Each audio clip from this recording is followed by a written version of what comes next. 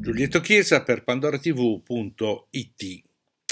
Partiamo dalle manifestazioni in Russia di fine marzo.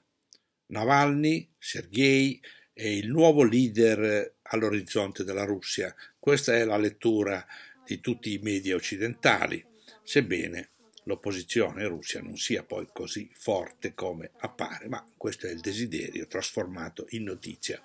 In realtà, come sappiamo, è una rivoluzione colorata, come le altre che l'hanno preceduta, e alcune delle quali sono andate a buon fine, altre invece no. Ma comunque questo è solo l'inizio della favola, perché ecco che qualcuno da qualche altra parte decide di colorare questa rivoluzione colorata in rosso e fa esplodere una bomba, forse due erano programmate, nella metropolitana di San Pietroburgo, contemporaneamente alla presenza di Vladimir Putin in quella città. Coincidenza evidentemente non casuale. Quindi 14 morti a San Pietroburgo per dimostrare che Putin è in difficoltà e per come dire, annunciare una recrudescenza della crisi interna alla Russia. Questo è il dato, ma la porta di Brandeburgo a Berlino, la Torre Eiffel, il Campidoglio di Roma non si tingono del tricolore russo in questo caso, come era accaduto per Charlie Hebdo, per Berlino, per Bruxelles, per gli altri attentati terroristici che hanno provocato grande emozione, ma i 14 morti di Mosca non devono procurare analoghe emozioni. Il silenzio dell'Occidente è rumoroso, ecco. Si capisce. Il terrorismo che colpisce il nemico non commuove i leader europei. La situazione è chiara, mi pare evidente. E perché l'uomo della strada occidentale non si faccia commuovere troppo dai morti russi e accresca la sua solidarietà nei confronti di Putin e di Bashar al-Assad che hanno sconfitto l'ISIS in Siria, ecco, da qualche altra parte si vuole mettere l'uno e l'altro sul banco degli imputati, subito, senza perdere tempo, approfittando dell'occasione. È cominciata la crisi in Russia, andiamo avanti. Ed ecco riapparire le armi chimiche, che Bashar al-Assad ha già da 2 anni abbandonato, anche su consiglio di Putin, le ha consegnate. Non ci sono più armi chimiche nelle mani del cosiddetto dittatore della Siria, ma riappaiono le armi chimiche e come? Subito, senza alcun dubbio, nemmeno a darsi la briga di sentire l'altra campana, tutti i giornali occidentali, tutte le televisioni annunciano che Assad sta gasando i bambini siriani, 85 morti ieri, di cui 20 bambini. E poiché dietro Assad c'è Putin, ecco perfino il Fatto Quotidiano, ormai divenuto campione dell'atlantismo più sfrenato, mettere in copertina Putin con le mani sporche di sangue, facendo capire anche con una sintesi estrema di Travaglio, si immagina, o di qualcuno dei suoi collaboratori, che magari anche le bombe di San Pietroburgo ce le ha messe Putin, quindi le mani sporche di sangue, per la narrativa generale del nemico da demonizzare. Ecco gli anticomplottisti uniti, sarebbe per dire, complottisti di tutto il mondo, unitevi nella menzogna e nel complotto inventato da loro contro il dittatore sanguinario della Russia. Non importa che Mosca spieghi come sono andate le cose. Oggi il generale Konashenkov ha emesso un comunicato in cui dice con molta precisione, esponendo i dati che sono a disposizione probabilmente solo della Russia, nessun altro li ha questi dati, la Russia sta monitorando accuratamente tutto lo spazio aereo siriano, sa tutto quello che vi succede. Ieri aveva detto aerei russi non si sono alzati in volo, meno che mai hanno colpito quella località di cui si è parlato. Oggi è stato più preciso: tra le 11:30 e le 12:30 locali di ieri l'aviazione siriana ha bombardato un grande deposito di armi dei terroristi nei pressi della cittadina di Khan Shaykhun. C'era un deposito, secondo la versione russa, che serviva per fornire armi ai terroristi, che le impiegavano in questi ultimi tempi nella battaglia in Iraq e che erano state usate anche nei combattimenti ad Aleppo. Dice Konashenkov: noi di queste armi avevamo avvertito l'organizzazione internazionale che era incaricata di vigilare sulla loro utilizzazione. Dunque, l'accusa mossa contro Assad e indirettamente contro Putin di avere bombardato scientemente una città con armi chimiche risulta falsa. Le armi chimiche erano in mano ai terroristi, erano depositate in un deposito che serviva per condurre la guerra in Iraq e prima in Siria. Ma qualcuno si è chiesto chi è che ha dato le armi ai terroristi? Assad? Evidentemente no. Putin? Evidentemente no. Qualcuno gli ha dato queste armi.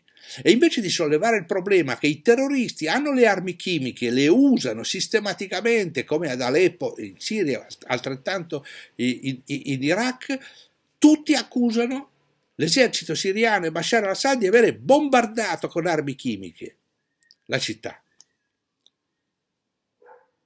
Questo è, come dire, dal punto di vista giornalistico è una evidente, straordinaria, incredibile bugia che viene detta sistematicamente all'unanimità da tutti i media, con qualche rara eccezione di giornalisti onesti come Mark Innaro, che ieri sera ha detto in una trasmissione della RAI che con tutta probabilità le cose non stavano come dice il mainstream generale, ma sono eccezioni.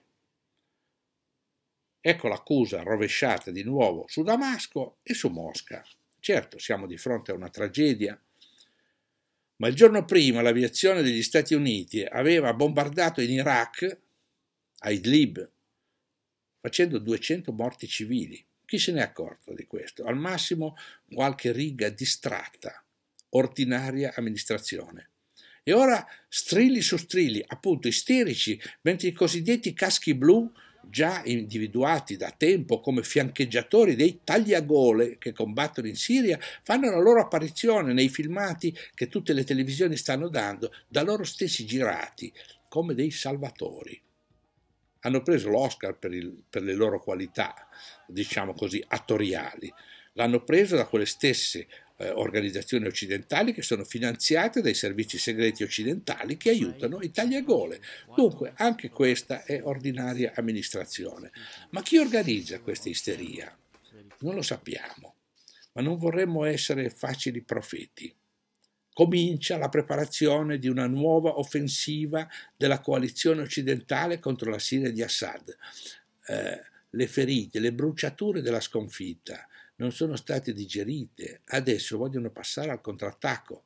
Spero di sbagliarmi, ma nei prossimi giorni ne vedremo delle belle. C'è un'altra domanda che vorrei porvi all'attenzione. Chi è Trump che fa tutto questo?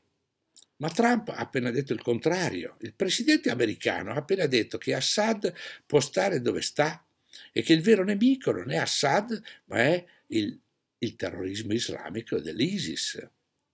Dunque, siamo di fronte probabilmente a un altro evento della guerra per bande che è in corso negli Stati Uniti e non solo negli Stati Uniti, e a cui partecipa sicuramente anche Israele, dove, negli Stati Uniti intendo dire, il 60% delle attività dei servizi segreti è ormai appaltato a compagnie private di mercenari.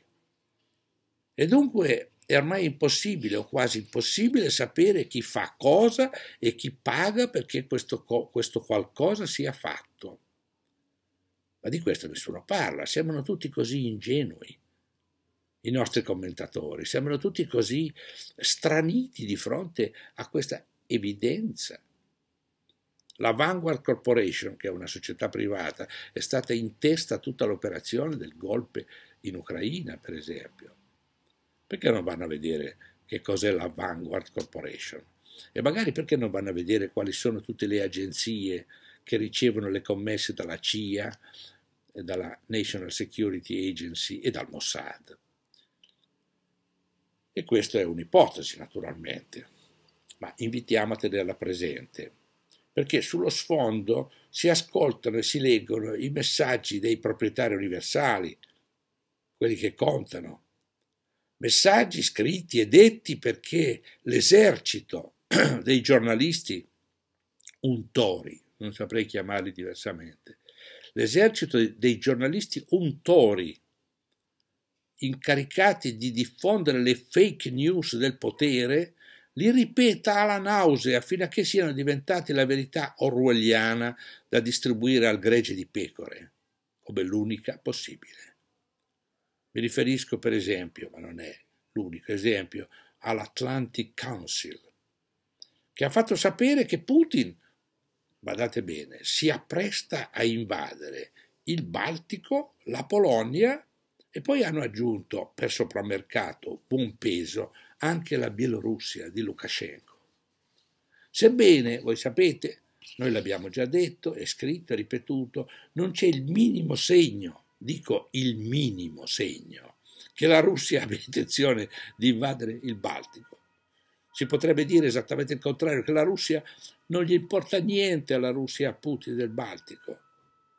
Si potrebbe tranquillamente dimostrarlo.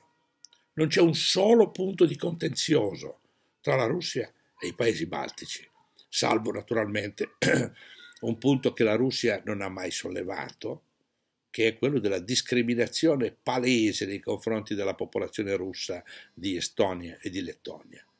Ma questo la Russia non l'ha sollevato. Quindi non c'è nessun altro contenzioso, né territoriale né di altro genere. Per quale motivo la Russia dovrebbe voler invadere il Baltico, la Polonia e adesso addirittura la Bielorussia? Ci sarebbe da ridere se non ci fosse da piangere. Sono impazziti? Io la penso come il generale Fabio Mini, che recentemente ha detto una cosa molto simile a quella che adesso ripeto io. Questi sono giochi di guerra asimmetrica, ibrida, che conducono alla guerra vera, cioè allo scontro nucleare. Mi fido di quello che dice il generale Mini. Io non ho fatto mai il militare, tantomeno il generale. Mi fido di lui. Chi pensa che questo sia soltanto un gioco diplomatico politico si sbaglia gravemente. Noi stiamo andando direttamente in guerra e la guerra significa lo scontro nucleare. Torno su Marco Travaglio. Marco Travaglio sembra aver perso la testa anche lui. Non vede che quelli che fustiga in Italia tutti i giorni sono gli stessi o sono gli stretti amici di quelli che ci derubano su scala mondiale, su scala europea, e quelli che sono gli stessi che preparano la guerra contro la Russia per togliere di mezzo, dopo la Russia sarà la volta della Cina, quelli che danno fastidio ai proprietari universali. Povero Marco, uno strabismo suicida il suo, e quello analogo di molti degli intellettuali italiani intellettuali e giornalisti italiani che preferiscono andare lungo la corrente che gli è stata scavata dai nemici della nostra vita. Padre nostro, perdonali perché non sanno quello che si fanno. E naturalmente buon viaggio intorno al sole, quello che stiamo facendo noi. Speriamo bene. Giulietto Chiesa per pandoratv.it